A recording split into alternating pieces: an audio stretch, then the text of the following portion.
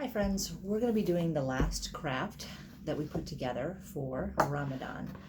And today we're going to be making these sadaqah jars. It's really simple to make and it comes out kind of looking like stained glass, super glossy. And you can put your change, or for us, you might use marbles that go inside. It really depends on how your family saves. So for us, every time our children earn $1, they put 50% of it into short-term savings, like something they might be saving for. They put 20% into long-term savings, 20% they can save, and 10% goes to some kind of donation, something they're doing for someone else in service to the community or God. So if in times like these where you don't get a lot of money coming in, we also look at projects that you work on or things that you do as being the same type of service. And for that, you can add a marble to your jar, and this is something that you do in the service of God. So what we're going to do is we're going to take, these are 2 jars, and this funny, they are almost exactly the same jar, probably manufactured by the same company, but one was for pickled vegetables and one is for spaghetti sauce. But there's a lot of different, you could use any type of jar. You could use a salsa jar, it really doesn't matter. You're just going to remove the label. You can soak it just so that you get that nice clean surface. And there's a little bit of glue left on that you can't seem to scrape off. Not a problem, because these will paint right over the top of it. So all you're going to need are some colored tissue papers left over from birthdays. They don't have to be perfect because, as you can see, it's very abstract what we're doing. And then some craft paint, which I put on the plate, makes it a little bit easier for me to paint when it's flatter. I really like Mod Podge paint because it gives it that nice glossy feel on the outside. But you can also use tacky glue. Elmer's glue will work, but school glue isn't as effective as the sealant for the second coat. So all you're going to do is paint a section, remove your top, and now this is the way the top looks. And then I just simply painted the top with a little bit of spray paint. I just made it so that it looks, nice and it doesn't have any words on it. You could also easily do the same technique we're going to use on the jar itself. You could do on the top, or you could also paint it with like poster paints or other types of paint. It's just that this, I find that the oil-based paints tend to stick really well on metal. So we're going to paint a section of our glass. Just paint it.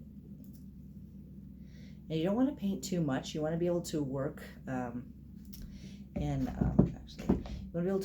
small sections. If you paint too much, it will get dry, and then you'll need to repaint it. And then you're just going to take some of your pieces of paper and lie them over the top and press them down. And try not to get your hand too messy. Okay. And then where it overlaps the other, where you see the overlap there, we're just going to paint right over that section to make it stick. Okay, you don't want to use paint too much while it's wet because it can tear the tissue paper, but just so it sticks to the other pieces. So we're just going to start to lay in the tissue paper, and if there's any parts that are coming up, just kind of paint those down. We're going to try to stay away from the bottom because we don't want it to stick to anything afterward. And you're just kind of vary your colors, okay? Just like that.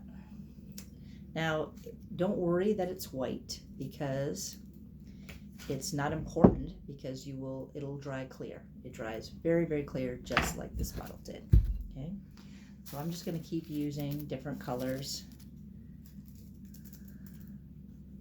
And I like to use colors that are kind of close on the color wheel, just because I think it looks pretty when they overlap. So I'll use yellow, green, and a light green, or I'll use, like I've done here, blue, teal, and then a light green.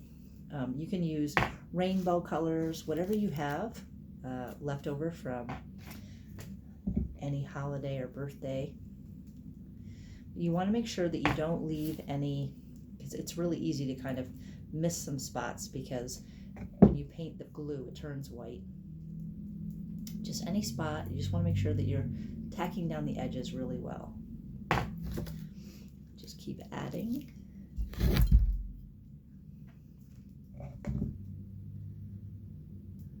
Finish your one section.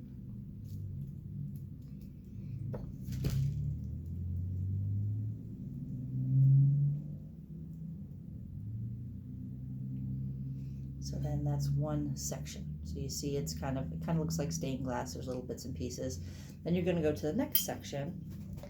Again, put some on. You don't want to do more than like probably about 2.5 inches wide to the full length of the bottle, because if you move, like I said, if you move too quickly, you can it can start to dry.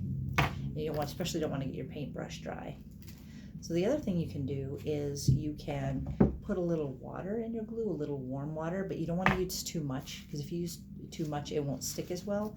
But if your glue's been sitting for a while and it just isn't, see right there where it's all coming up, that's the part that I'm gonna like tamp down with my paintbrush. And this paintbrush, the glue will wash out if you do it immediately and you do it with warm water and soap.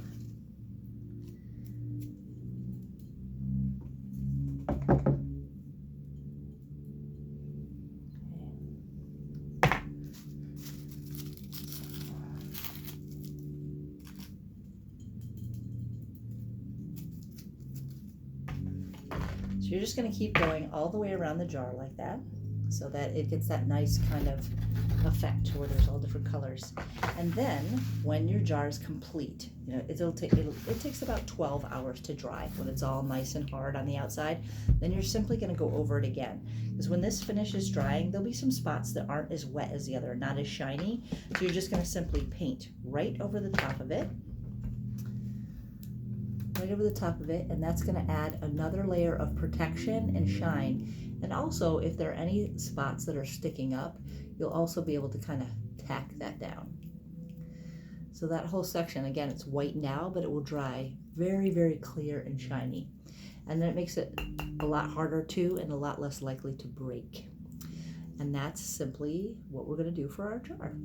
So enjoy.